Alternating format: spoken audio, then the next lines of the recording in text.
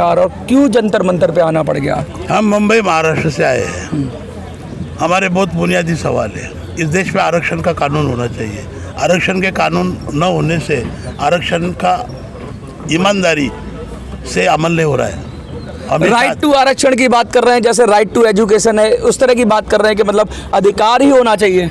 बाबा साहब अम्बेडकर और महात्मा गांधी जी के बीच में जो एग्रीमेंट होता है उसे पूना पैक्ट कहते हैं। आज आरक्षण को 10 साल के लिए एक्सटेंड करने के लिए एक छोटा सा एक ऑर्डिनेंस सर्कुलर निकाला जाता है। हर बार 10 साल बाद बढ़ाया जाता है। 10 साल बढ़ाया जाता है। एक्ट की तरह काम करता है। आरक्षण का कानून अगर रहेगा तो आरक्षण के साथ जो छेड़खानी कर रहा है, आरक्षण के अमल बजाने नहीं कर रहा है, आरक्षण को जानबूझकर अमल नहीं कर रहा है, उन लोगों के ऊपर कार्रवाई करने की प्रोविजन। क्या आप कॉन्स्टिट्यूशनल राइट जो होता है 2/3 जिस तरीका उस तरह का प्रावधान चाह रहे हैं जिसमें कि परिवर्तन ना हो सके? जिस प्रकार मोदी साहब ने 3 तलाक का कानून किया, हाँ, गाय बच्चों को काटने का कानून किया, ठीक है, बहुत सारे कानून किए, उसी प्रकार हम इस देश में आरक्षण का कानून चाहते हैं। ये बहुत बड़ी बात कर रहे हैं। कहने का मतलब ये है कि जिस तरह सरकारें हर 10 साल के अंदर रिव्यू कर लेती हैं, उसमें कुछ घटा देती हैं, कुछ बढ़ा देती हैं, अधिकारों के साथ समझौता हो जाता है और बहुत जो मजबूत वर्ग है वो अक्सर आरक्षण को ले लेता है, गरीबों का हिस्सा ले लेता है और अपनी जो मजबूत जातियाँ, सशक्त जातियाँ वो भी उसमें घुसने की कोशिश करती हैं बैक एंड से। ये सब समस्याएँ, तो इसलिए ये कह रहे हैं कि भाई एक कानून बना दो, ये रोज़ रोज़ का झंझट बर्दाश्त नहीं होता। क्या लगता है, बनेगा कानून? कानून तो बनना चाहिए और लोगों की तो मांग है, लेकिन सरकार किस प्रकार की है? सरकार अगर आरक्षण के विरोध की रहेगी तो करेगी नहीं।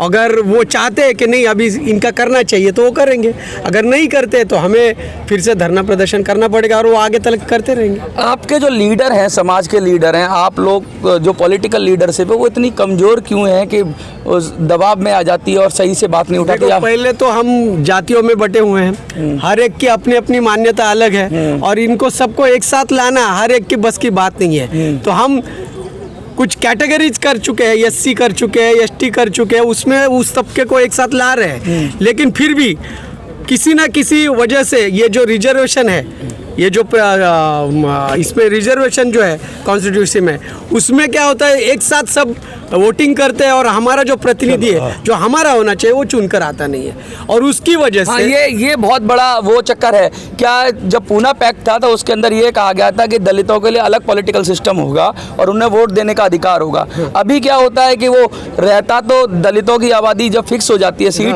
तो वो रहता तो सबका है वो, लेकिन कहते दलित का है, असल में वो होता नहीं। चुनकर आता है वो कहता है मुझे तो सभी ने वोट किया। अब उसको ये पता होगा कि ये मेरे ही कैटेगरी के लोगों ने मुझे वोट किया तो उनकी काम करेगा। इसी बात को मैं बहुत अच्छी तरह से हिस्सा आंदोलन भी इस तरह का चल रहा है। इस बात को मैं अच्छी तरह समझाना चाहता हूँ। जिस प्रकार ग्रेजुएट कॉन्स्टिट्यूंसी है, हाँ, जिस प्रकार टीचर की कॉन्स्टिट्यूंसी है, बिल्कुल है, जहाँ कैंडिडेट टीचर रहता है, हाँ, जहाँ कैंडिडेट ग्रेजुएट रहता है, उसको वोट देने वाला भी टीचर रहता है या ग्रेजुएट होता है। यहाँ क्या होता है, कैंडिडेट एससी एसटी का रहता है, वोट सब देता है, वोटर मात्र जनरल रहता है, हाँ, तो वो वही कैंडिडेट चुन कर जाता है जो मेजॉरिटी जो अपर कास्ट है, हाँ, उनका हितका का जो काम करता है। उनके वो कहता है कि भाई मेरे को तो सबने वोट किए, वो तो मैं क्यों? हमारा कहना है कि इसी प्रकार इंडियन पीपल रिप्रेजेंटेटिव एक्ट में ये पार्लियामेंट्री अमेंडमेंट है, रिजर्व कैटेगरी में कैंडिडेट अगर रिजर्व रहेगा, वोटर भी रिजर्व होना चाहिए। ये बहुत बड़ी बात है और पूना पैक्ट जब हुआ था तो डबल वोटिंग की भी बात हो रही थी उस समय। लेकिन जब गांधी जी अड़ गए और बाबा साहब को थोड़ा पीछे हटना पड़ा तो बाबा साहब ने कहा था ये मेरी बहुत बड़ी भूल है। अब क्या लगता है कि वो रिफॉर्म होगा? क्योंकि अब बाबा साहब के मानने वाले तो वो सब सहमत हो गए उस बात पे, आप लोग बात उठा रहे हैं, क्या लगता है रिफॉर्म होगा? बाबा साहब अम्बेडकर ने अपने जीवन में कई बार कहा है कि कांग्रेस ये जलता हुआ घर है, इस जलते हुए घर से आपने दूर रहना चाहिए। ये जो समस्या खड़ी हो गई और इतने सालों में इस कांग्रेस ने इस चीज़ को दबा के रखा, इस पर काम नहीं किया, इसलिए हम क्या कर रहे हैं, ये मांग को लेके सेफ रिजर्वेशन मूवमेंट के अंतर्गत हमने ये मांग उठाई, क्योंकि हम भली भांति जानते हैं कई लोगों को कई नेताओं को इस देश के अंदर मिर्ची लग रही है, बुरा लग रहा है, क्योंकि डिसिप्लिन की जब बात आती है और नरेंद्र मोदी जी जो एक एक पहल कर रहे हैं तो देश के हित में वो पहल करने की कोशिश कर रहे हैं। और इसलिए हमारी उम्मीद बढ़ गई कि जो 70 साल में जिस चीज़ को कांग्रेस ने दबा के रखा, ये सही मौका है कि बाबा साहब अम्बेडकर का जो जो सोच था उस सोच की अमलबजावनी करने के लिए सही मौका है। और इसलिए इस सरकार के पास हमारी ये भावना पहुंचाने के लिए आज हम यहाँ पर भाइयों जंतर मंतर पर आए हुए हैं। हमारे साथ में ये जो ट्राइबल एरिया जो ट्राइबल कम्युनिटी है उस ट्राइबल कम्युनिटी के युवा नेता सुखदेव पवार जी भी है जो महाराष्ट्र से बिलोंग करते हैं। तो अलग संगठन के प्रमुख लोग हम इस मांग को लेकर आए। आज हम पीएम ऑफिस में जा रहे हैं और जो नासिक में जो विमानतल है उसको जो नाम देना है तो उस सिलसिले में सिंधिया जी के कार्यालय भी में हम लोग जाने वाले। और इस बात को अगर पॉजिटिवली नहीं होता है तो निश्चित स्वरूप में SC/ST की जो कमेटी है पार्लियामेंट्री कमेटी जो खासदार की, हम सभी खासदार को आने वाले समय में मिलकर उनको सबको साथ में लेके एक बड़ा आंदोलन यहाँ पर खड़ा करेंगे। पर मुझे पूरा उम्मीद है कि सरकार दलितों के साथ है, सरकार बहुजनों के साथ है, सरकार गरीबों के साथ है।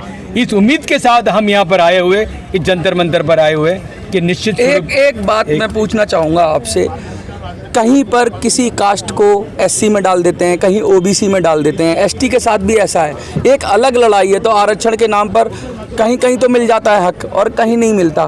तो वन रिजर्वेशन, वन कास्ट और होल नेशन वन रिजर्वेशन वाली बात भी हो रही है क्या?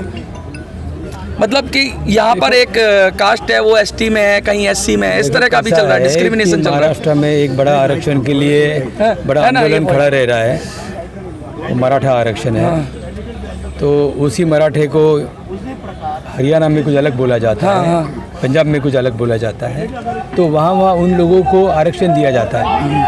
आज सवाल ऐसा है कि हमारे ये कुंचिकुरी समाज के जो लोग हैं इनका भी एक बड़ा ऑल इंडिया पर आरक्षण का मुद्दा खड़ा है। सर, जैसे आपका समाज है ST के अंदर, जैसे बताया सर ने ST के अंदर आता है, क्या लगता है आपको कि सरकार ने इतना ज़्यादा इसके अंदर डिस्क्रिमिनेशन हो रहा है, जगह कहीं कुछ है कहीं कुछ है, इतना ज़्यादा एक तरह का इतना ज़्यादा वो हो गया है कि बहुत कॉम्प्लेक्स हो गया है, इसको सिंप्लीफाई क्यों नहीं करती है गवर्नमेंट?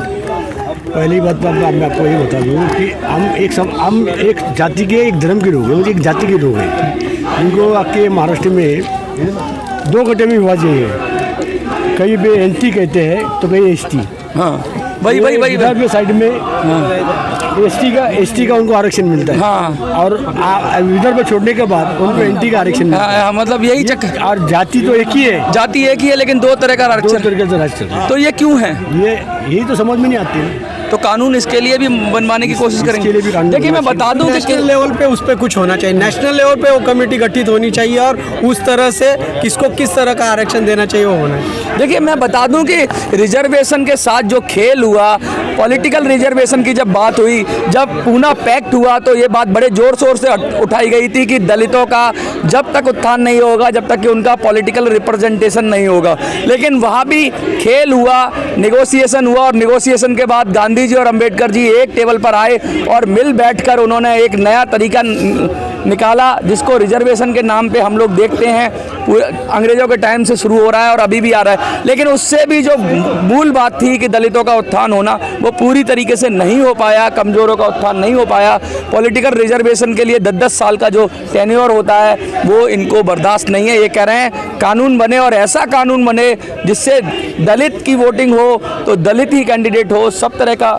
हाँ जी बताइए। एक बहुत बड़ा मुद्दा है यहाँ पर, ये पूरे देश के अंदर जो सफाई कामगार हैं उस सफाई कामगार को लेकर हरियाणा में, महाराष्ट्र में ईश्वर भाई झंझोटड़ एक बड़ी लड़ाई लड़ रहे हैं कि राज्य में और केंद्र सरकार पर, केंद्र सरकार के माध्यम से बोर्ड बनाया जाए। तो महाराष्ट्र के सफाई कामगार के नेता और हरियाणा राज्य के कन्वीनर ईश्वर भाई झंझोटड़ भी इधर है। मैं चाहता हूं कि आपके माध्यम से उनकी बात जो वो कहना चाहते हैं वो भी यहाँ पर रखा जाए। ईश्वर सर, इतना बड़ा आंदोलन आप उठा रहे हैं, बहुत बड़ी बात कर रहे हैं। बाबा साहब ने भी अपने कदम पीछे खींच लिए थे एक बार, इस तरह की बात हो रही है। आप उनसे भी ज़्यादा जद्दोजहद करनी पड़ेगी आपको, बहुत आसान नहीं है जो आप मांग रहे हैं। नहीं, बाबा साहब तो हमारे खून में है। हाँ। जब तक हम सोते नहीं, जब खाते नहीं, जब भी बाबा साहब के नाम बगैर हमारा कोई कामकाज ही नहीं होता है, दिन जब उदय होता है। ये महाराष्ट्र में कि पूरी हिंदुस्तान में आज सफाई कामगार के ऊपर अन्याय अत्याचार हो रहा है। आपने न्यूज़ के माध्यम से कभी देखा होगा मुंबई में एक साथ साथ लोगों ने ड्रेनेज लाइन में जो सफाई का काम करने गए, कहाँ पर ड्रेनेज लाइन नहीं है तो वहाँ पर वो लोगों ने टाँकी बनाई है। तो सफाई कामगार को ठेके पे दिया जाता है, ठेकेदार कोई उच्च जाति का रहता है, लेकिन सफाई कामगार बेचारा वो महिला जो है टाँकी से निकालता कहने है। का मतलब है कि ऊपर जो पैसा है वो सब ठेकेदार खा जाता है, ठेके खा जाता है और वो सफाई कामगार को कोई सुविधा नहीं जाती, ना ऑक्सीजन दिया जाता है, ना उसको रस्सी दी जाती है, ना लाइट दी जाती है। वो बेचारा जब टाँकी में उतरता है तो वहाँ पे जहरीली गैस होती है, वहाँ मर गया और कोई उसको बचाने देगा कि अब वो भी अंदर। इस प्रकार से महाराष्ट्र में 3 घटना भी, 4 दिल्ली में भी ऐसा हुआ सर, मैंने दिल्ली में भी हुआ, हरियाणा में भी, सोनीपत डिस्ट्रिक्ट में भी। तो आज सबसे अगर परेशान है तो सफाई कामगार है। अभी आप देखिए महाराष्ट्र में या दिल्ली में भी जहाँ भी है नेशनल लेवल पर सफाई कामगारों का बोर्ड नहीं है, सफाई कामगार का बोर्ड नहीं है। लेकिन महाराष्ट्र में और यहाँ पर जो माथाड़ी कामगार जो सब्जी मंडी में सर पर ढोता है या ट्रक जो खाली करता है सर पर, उनको सब चीज़ सुविधा दी जाती है, उनको काम की पगार, उनका टाइम, समय और हाउसिंग से सब उनकी सुरक्षित होती है। लेकिन सफाई कामगार के बारे में ऐसा नहीं है। सफाई कामगार इतना परेशान है कि दिल्ली में आपको जैसे कोठी है, अगर सफाई कामगार वहाँ काम कर रहा है वो हद से ज़्यादा काम कर रहा है, लेकिन उसका जो मुआवजा उसको पगार नहीं मिलती है। जब वो मालिक से सफाई काम की बोलता है कि मेरी साहब पगार बढ़ा दीजिए तो उसका मालिक कहता है कि कल से काम पे नहीं आना। कहाँ केस है, या जब जो कंपाउंड होता है अगर उसमें कुत्ता आग देता है तो मालिक कहता है कि उसको सफाई कामगार को कहता है कि संडास साफ करो। अगर कुत्ते को संडास मिलता है तो उसको काम पे से निकाल दिया जाता है और कोई मुआवजा नहीं मिलता। लेकिन सरकार ने खाली नाम पर, वो भी महाराष्ट्र सरकार ने सिर्फ ऐसा बोर्ड आयोग बनाया है, सफाई कामगार है कांग्रेस के जमाने में बनाया, लेकिन उसको असली आजमा उसको सरकार ने कानून नहीं बनाया, उसको कोई पावर नहीं दिया है, खाली नाम के लिए बना दिया। तो मोदी सरकार से हमारा कहना है कि सफाई कामगार को जिस प्रकार से सिक्योरिटी बोर्ड है, जिस प्रकार से माथाड़ी कामगार है, उस प्रकार से सफाई कामगारों का बोर्ड निश्चित हो जाए, उसकी पगार सुनिश्चित होनी चाहिए, उसका जो रहने की जो व्यवस्था है उसका एक सुनिश्चित होना चाहिए। तो ये सरकार से हमारी मांग है और हम 95 से इस विषय पर हम काम कर रहे हैं। जहाँ भी इस प्रकार का अन्याय होता है वहाँ पर हम निर्देशन करते हैं, मोर्चा करते हैं, लेकिन आज तक सरकार ने कोई हमारी सुनी। लेकिन मोदी सरकार से हम अपेक्षा करते हैं कि ये सफाई कामगारों का मुद्दा है। मैं तो समझता हूँ कि सफाई कामगारों का इतना भयानक है, जिस दिन हिंदुस्तान में सफाई कामगारों ने अगर काम बंद कर दिया तो मुझे लगता है चाइना से और पाकिस्तान से लड़ाई करने की ज़रूरत नहीं है, यहाँ के लोग ऐसे ही बीमारी से मर जाएंगे।